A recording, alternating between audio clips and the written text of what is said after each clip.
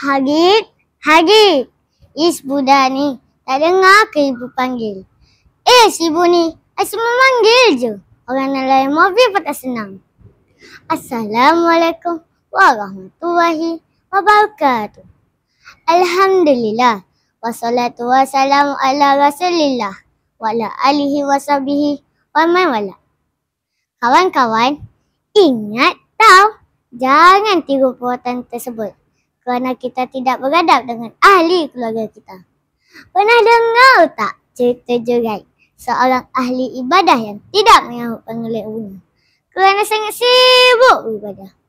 Akhirnya dia difitnah dengan seorang pelacur kerana doa ibunya dimakbulkan Allah Subhanahu Wa Taala. Kawan-kawan, kita mesti menjaga adab dengan ibu bapa kita dan ahli keluarga kita. Kerana mereka ialah orang yang mempunyai pertalian persaudaraan dengan kita. Awas! Jangan sampai mereka tersinggung dengan kata-kata kita. Firman Allah Subhanahu Wa Taala dalam surah Al-Isra ayat 23. A'udzu billahi minasyaitonir rajim. Fala taqul lahuma wala tanharhuma wa qul lahuma qawlan karima. Maksudnya, janganlah kamu mengatakan kepada keduanya dan janganlah kamu membentak mereka, dan ucapkanlah kepada mereka perkataan yang mulia. Akak-akak yang dihormati sekalian, anda semua sayang tak ibu bapa dan adik-beradik anda? Mestilah sayang kan? Tapi ucap sahaja cukup ke? Tentulah tak cukup kan?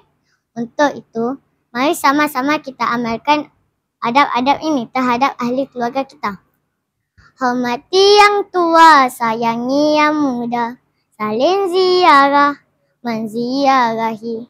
Ucaplah salam bila berjumpa, bahasa sopan tinggi pekerti.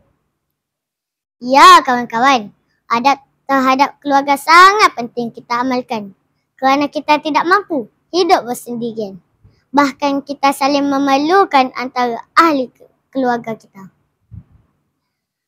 Rakan-rakan sekalian, ayo kita sikap pula kepentingan beradab dengan ahli keluarga. Ya, sudah pasti hubungan kekeluargaan akan terus kukuh dan erat kan? Di samping itu, suasana harmoni dan bahagia akan wujud dengan terjalinnya kasih sayang antara ahli keluarga. Dan yang paling penting, mendapat rahmat daripada Allah Subhanahu Wa Taala. Lihatlah bagaimana Uwais Al-Qarni, sosok pemuda yang terkenal di langit, menjadi mulia disebabkan ketinggian adab terhadap ibunya. Semua ini adalah dengan rahmat Allah Subhanahu Wa Taala. Tapi ingat, sebaliknya akan berlaku jika mengabaikan adab terhadap ahli keluarga. Dengarkan pantun ini. Andai adab kekeluargaan tidak diendahkan, hilang kasih sayang, renggang hubungan. Terlihat buruk pribadi, bukan gurauan. Murka Allah itulah seburuk-buruk pengakhiran. Hadirin sekalian, dewasa ini kita lihat di Dada Akbar dan di media sosial ada anak yang sanggup membunuh ibu kandung sendiri. Puncanya kerana tidak tahan leteran. Masya Allah, sudah itu nyawa seorang ibu dipertaruhkan. Semua ini berlaku kerana tidak mengamalkan adab terhadap ahli keluarga. Lebih-lebih lagi terhadap ibu bapa kita. Kita sebagai anak sepatutnya berbuat baik sementara mereka masih ada. Dan sentiasa kirimkan doa buat mereka yang telah meninggal dunia. Sabda Nabi SAW yang bermaksud, apabila anak Adam meninggal dunia, maka terputuslah segala amalan kecuali 3 perkara, iaitu sedekah jariah, ilmu yang bermanfaat dan doa anak soleh yang sentiasa mendoakannya. Hadirin sekalian, akhir kalam. Marilah sama-sama kita mengamalkan adab terhadap ahli keluarga kita Kerana melalui mereka lah kita akan dapat mengecapi kehidupan yang lebih bermakna. Hargailah ahli keluarga kita. Jangan sia-siakan mereka.